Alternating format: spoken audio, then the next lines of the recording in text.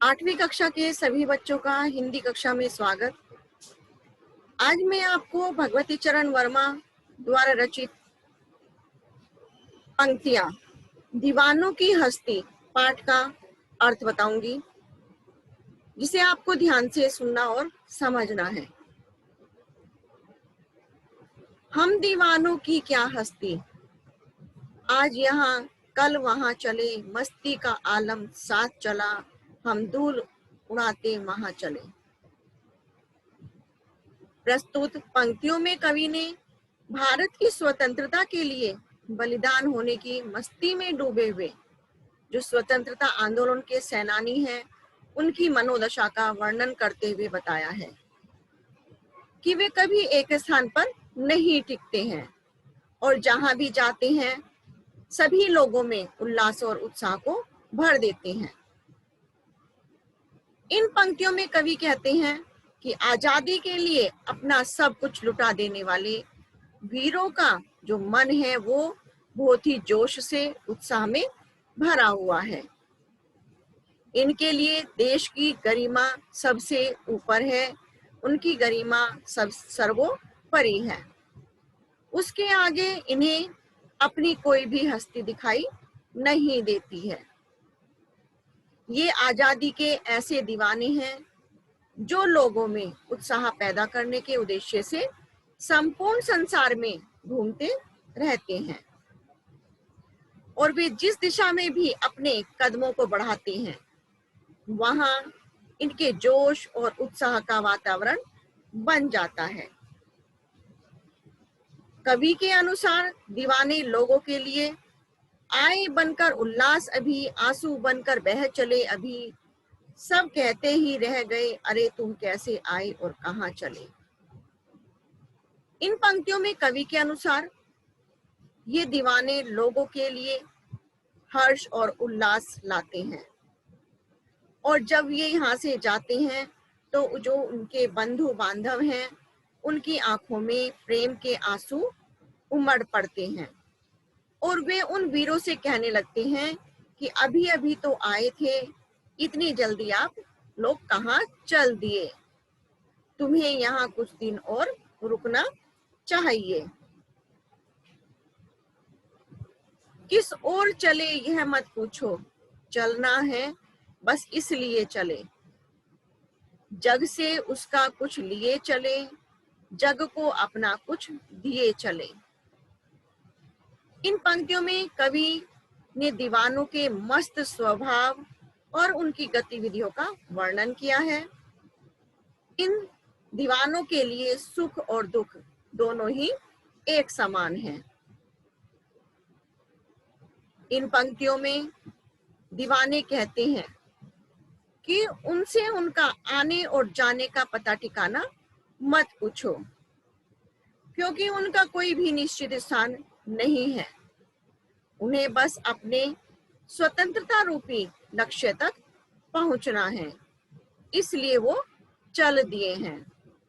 वे आगे कहते हैं जग से उसका कुछ लिए चले, जग को अपना कुछ दिए चले।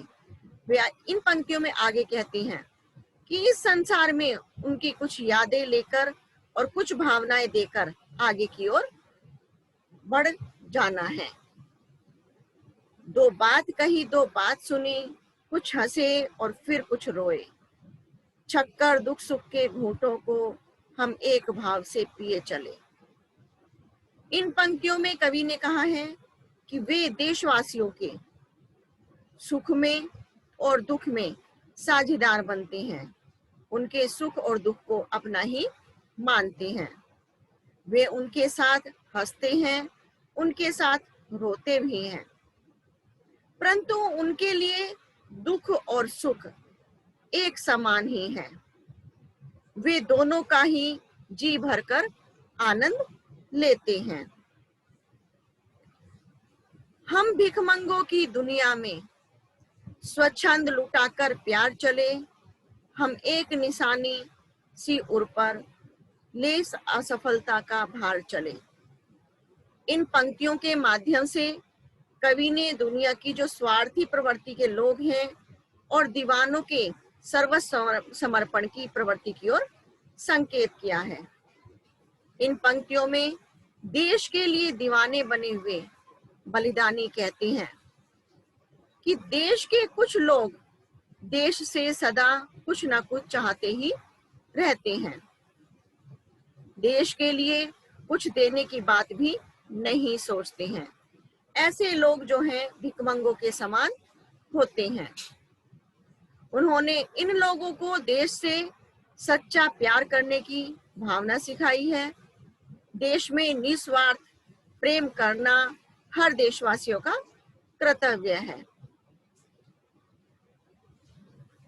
इन देश प्रेम के दीवानों को इस बात पर बड़ा पछतावा होता है कि वे लगातार कोशिश करने पर भी वे देश को स्वतंत्रता नहीं दिला पाए हैं।